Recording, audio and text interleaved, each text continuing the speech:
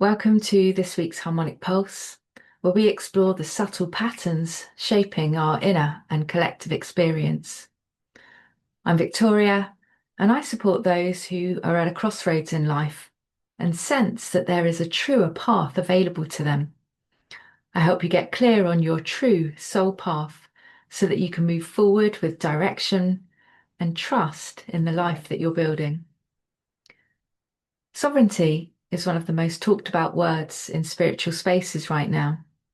And yet, what I'm noticing is that there's a significant difference between the language of sovereignty and the path of it. Much of what's being called sovereignty is simply the old programs in new packaging, overcoming people pleasing, strengthening self worth, healing inner patterns. And these are real and meaningful steps. Yet I use the word sovereignty because my path showed me it goes far deeper than the internal world.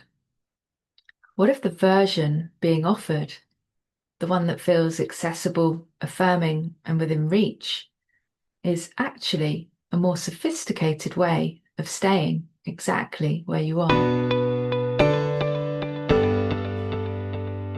I was recently on Lorraine Gailey's show speaking about the sovereignty frequency. And this conversation is genuinely opening doors for people waking up to the truth of who they are. And what I'm observing, and this is discernment, not judgment, is people speaking the language of sovereignty while the lived reality of it remains out of reach. And here's why that matters. If you're seeking genuine support on this path, and you believe that inner work alone is sovereignty, then you may keep circling in a system that holds the promise of what you're seeking just far enough ahead to keep you moving, but close enough to feel like it's working. That loop is subtle, and it's worth naming here. Because there's an image many hold of what sovereignty looks and feels like: free, without challenge, almost blissful and otherworldly. And so there's a sense of waiting for that experience before fully stepping in. There's also, in many spiritual spaces, a reaching upward, outward, toward higher frequencies, cosmic connection, lighter realities. And I say this from my own lived experience. That reaching can also be a form of escape and bypassing. I began to recognize that wasn't experiencing life, it was leaving it. True sovereignty asks for something that most people would choose to walk around if they could see it clearly from the start. A complete dismantling of identity, the roles you've played, the relationships built on those roles, the structures that provided your security and a sense of belonging. You will likely lose people. You will face rejection, isolation, and the particular kind of aloneness that comes from recognizing that you never quite belonged in the first place. And you will face all of this without knowing the outcome.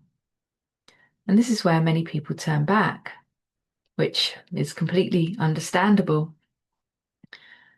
There's the path of what I call the quantum flip, the full walkthrough. And there's the path of comfortable enough, shifting just enough to ease the friction and live with more peace. Both are valid, both serve a purpose, and both can be genuinely enjoyed. The question is which one you're actually on and whether that matches what you believe you're choosing. Because you cannot skip stages. The path is walked in layers, often 2 steps forward, 1 step back. It unfolds slowly over time through lived experience. And fewer people walk the full path, not because they lack the ability or capacity, but because it asks everything.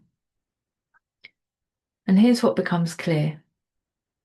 You cannot claim sovereignty while still entangled in external systems of control. True sovereignty lives in the decisions that you make and hold, and what you allow to end, in how you meet life when it asks something difficult of you. And life then starts to reorganize itself. I want to be honest about what this path looked like for me, because I spent years in those circles wondering why my life hadn't shifted, why I was still in pain, still repeating patterns, still seeking. When the real shift came, it came as a dismantling. I lost the version of myself that I had built. I lost relationships, financial security, family structures, and the familiar sense of where I belonged. I had to stand up in my family of origin, in friendships, in legal situations, in places where I'd previously deferred to assumed authority. There was no roadmap. There was no guarantee. And through it all, I found something that remained. A steadiness that builds when you stay the course through the hard passages, rather than reaching for something easier. And that steadiness is what I bring to this work. And it's what I recognize in the people ready to walk this path with genuine commitment. So, this week's resonance note. This week, bring honest attention to where sovereignty feels present as a concept in your life, and where your lived choices are asking for deeper alignment. And ask yourself with genuine curiosity, am I living this now, or am I waiting to feel safer before I do? Sovereignty reveals itself through how you live, what you choose, and what you're willing to stand in.